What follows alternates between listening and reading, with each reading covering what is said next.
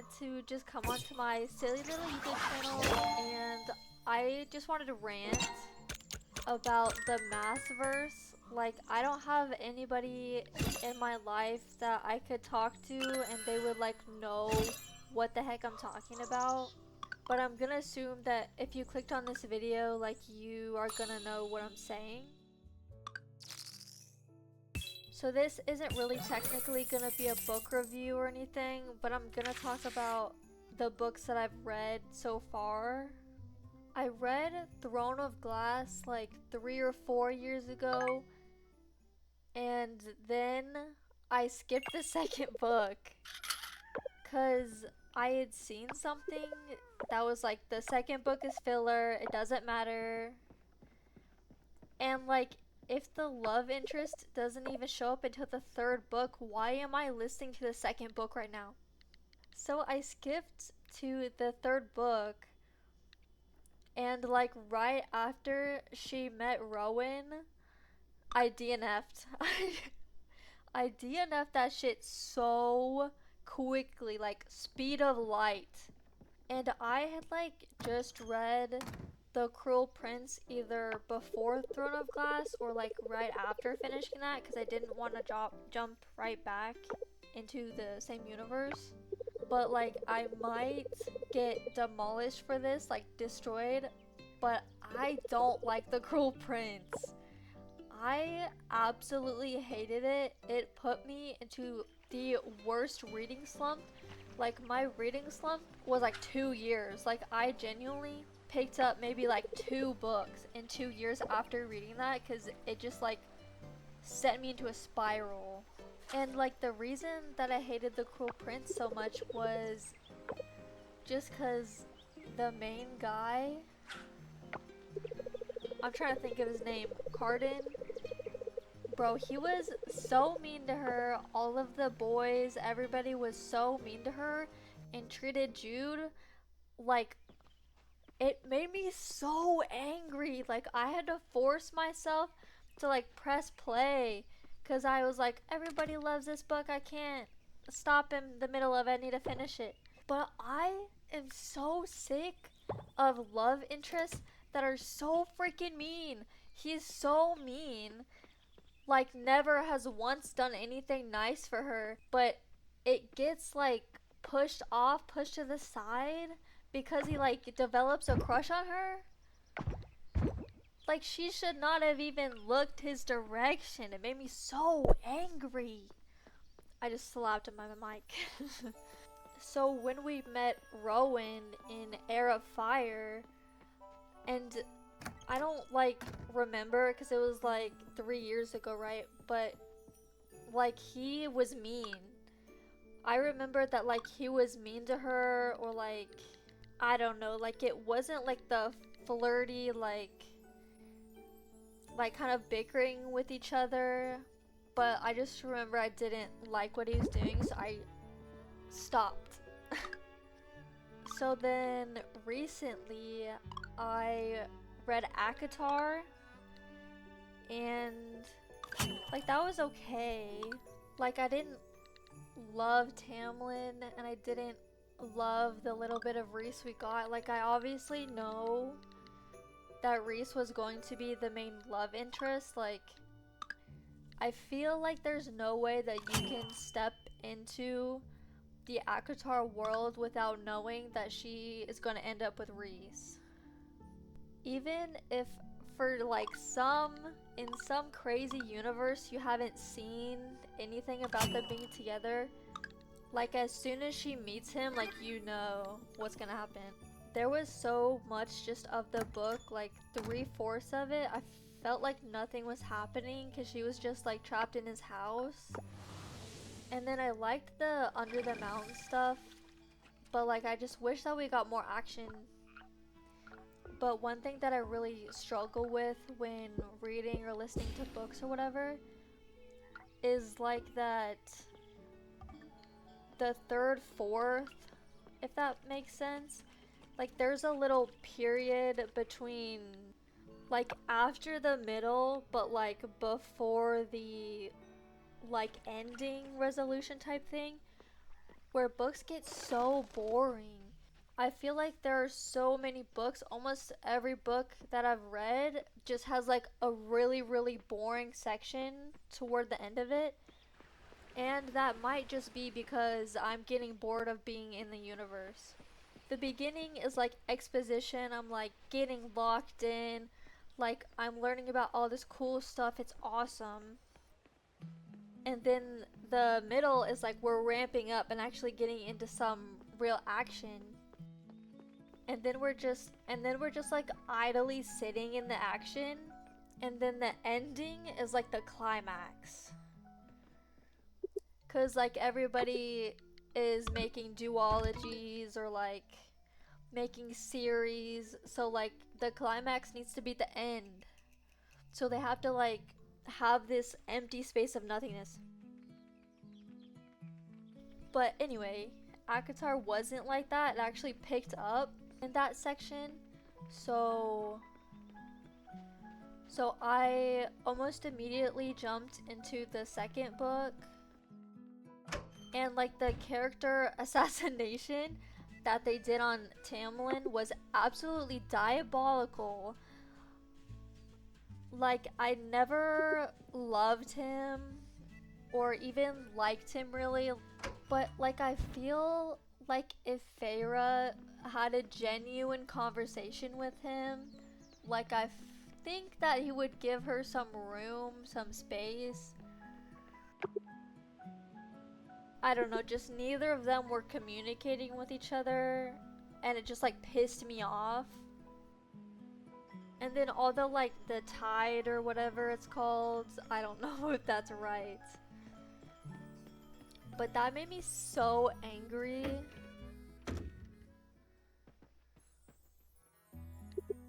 Like that was a system that his father set up, and he's just like following that. Like he's not really choosing that, I guess. Like he is, but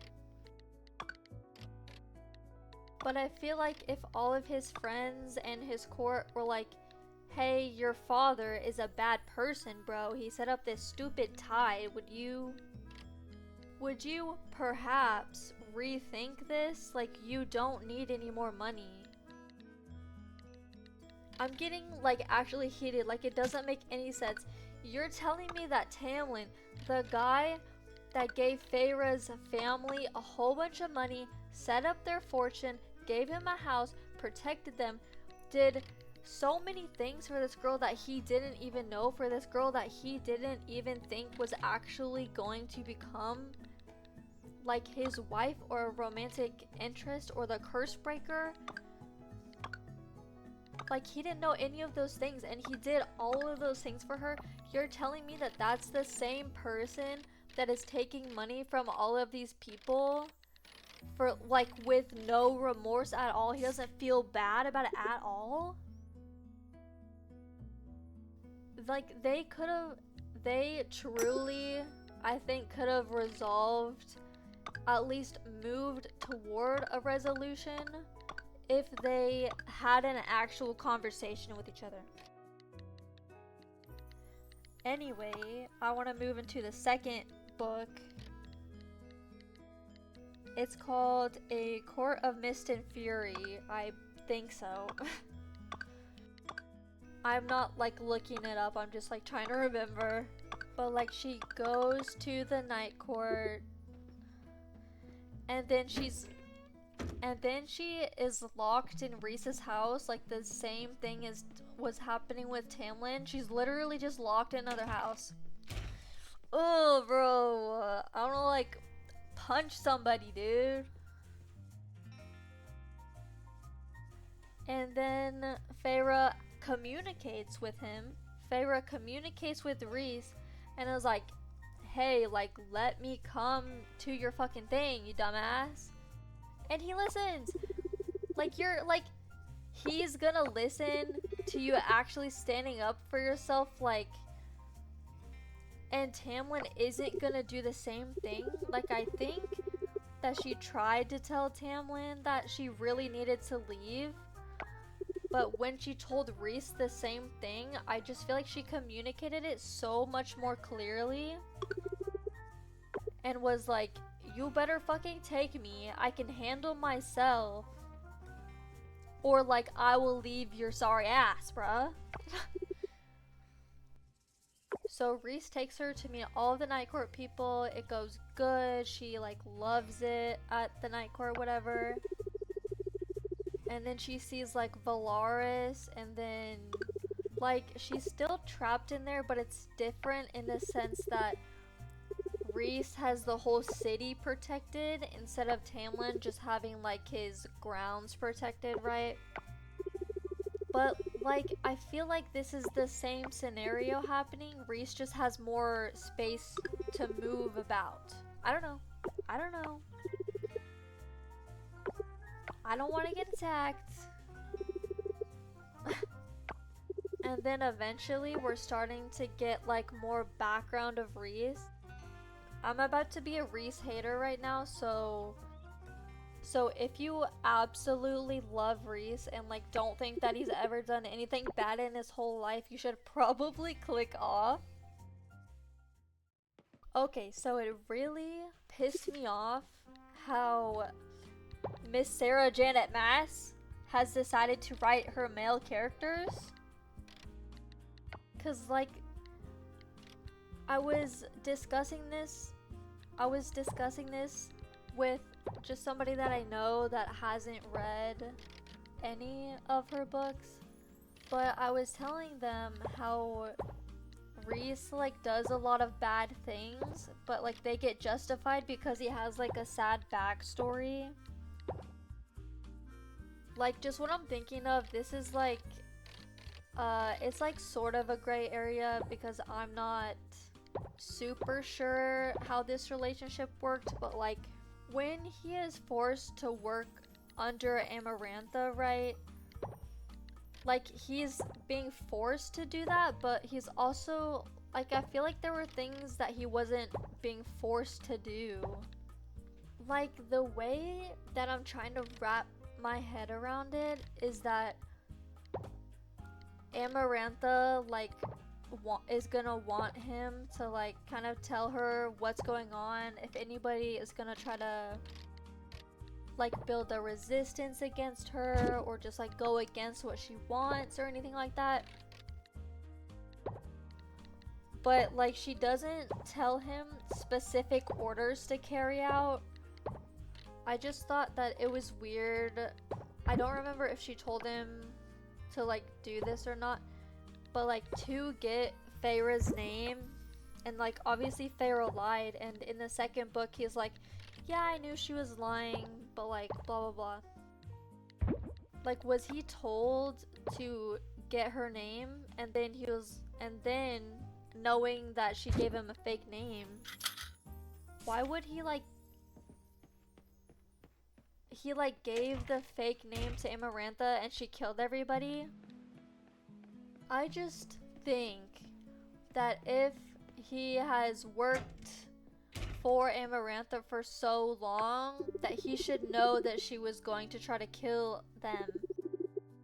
I don't know, I can't even like reconstruct everything about that situation. That made me so angry.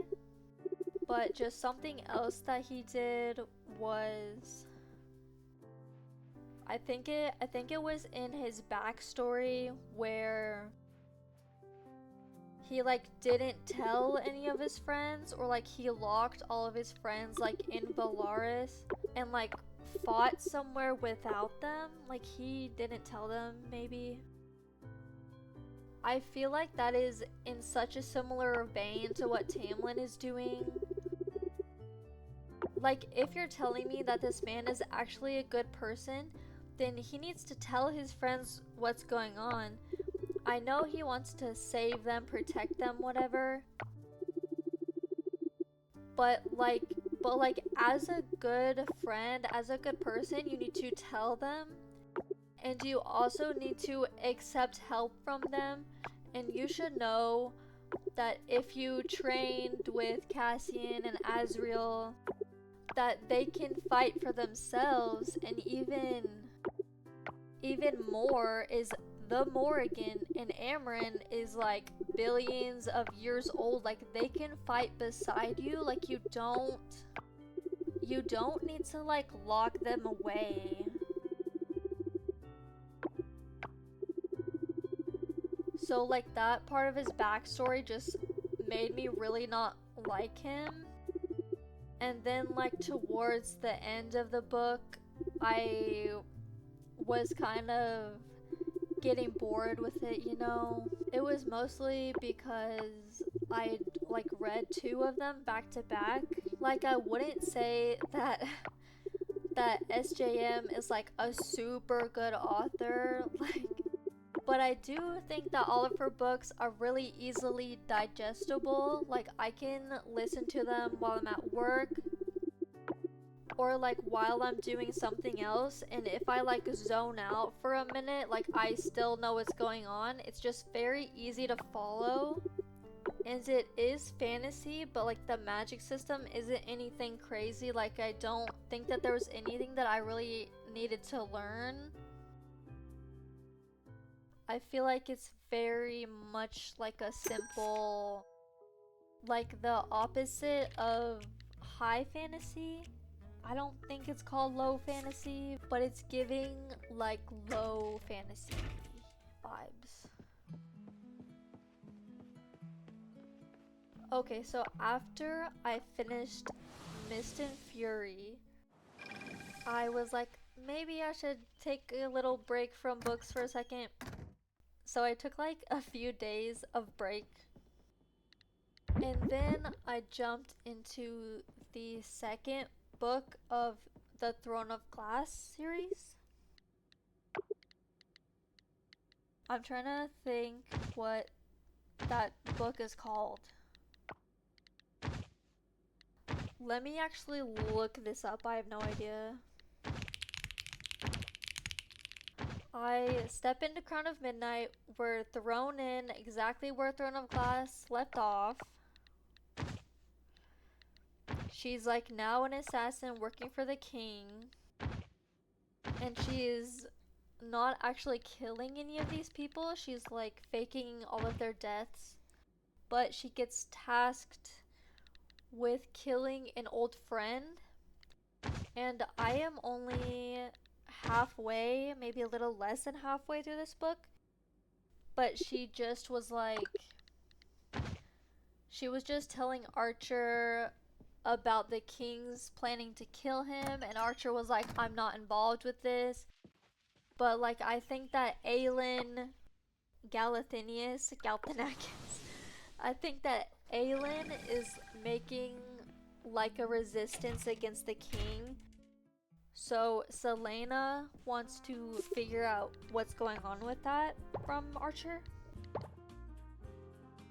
So she's like spared his life for now. She's like, okay, I have until the end of the month or whatever. So like if you could get me some information, that'd be awesome. I decided to get into back into the second book instead of starting like Crescent City or something, because I don't think that I would like Crescent City. Like if I do end up finishing Acotar and I need to read Crescent City, like I might not read it. I'm not gonna lie to you. But like there are plenty of great YouTube videos that can summarize Crescent City for me. I think that Carrie Can Read has done all of Crescent City and a lot of SJM's other books. I always watch her videos, so if I do get deeper into Acotar, then I'll just watch her videos on Crescent City. But I went back into Throne of Glass. It's kind of boring, I'm not gonna lie. I was very frustrated just in the first book, I remember, about Selena, Elena, and like Nehemia. Just like the Selena and Elena thing is absolutely insane. You're telling me these characters have the same name? I think she wrote this when she was like 16 or something bonkers. bro. Like, you cannot name two characters something so similar. Okay, and then Nehemia. I really like Nehemia's character. I'm not talking about her character. I'm just saying that, like, her name also ending in an sound. Why do all of them have the same name? But I was like, I'm gonna like brush this off my shoulders. It doesn't matter. Like. And then in the second book, there's a character that is Dorian, the prince's cousin. And his name is Roland. Like freaking Borderlands Roland. But then her love interest that's in the third book is named Rowan. Why do they have the same name? Will this woman please spare me? Like, actually, please think of a different name. I don't, like, remember exactly Throne of Glass, but was Dorian not, like, super sweet and nice to her? Like, would do anything for her type boy? And then Kale was, like, an asshole? I, like, might be remembering it wrong. I'm not sure. But, like, Dorian was so nice to her, right? And she just, like, doesn't like him. And, of course, they come back in the second book. And, like, Dorian is, like, a ladies' man. And Selena is just, like, angry about it. And she's, like, hanging out with Kale more. And they're kind of, like, building up this relationship. And I know that I just said that these books were, like, a very easy read. But, like, suddenly Selena is, like, sleeping in Kale's bed and, like, going into Kale's room in the middle of the night when she thinks that he's asleep to, like, sleep in bed with him or something. Like, what? So that's about all I have to rant about, at least for now. But Selena's gonna get her real name revealed and I won't have to worry about the confusing the names. Hello, I am coming back in editing this. I completely lost my voice by the end of this video. It's actually really bad. But since I have recorded this video, I finished Crown of Midnight. I finished Heir of Fire. And I started Queen of Shadows, but the video that I was watching got taken down from YouTube. And I don't really want to support SJM. I feel like she's pretty questionable, so I don't really want to pay. And if I try to get the book on Libby, then I'm gonna be waiting 2 months at least. Okay, but for Heir of Fire, I'm not really remembering much of it. I will probably make a separate video if I continue through the Maasverse.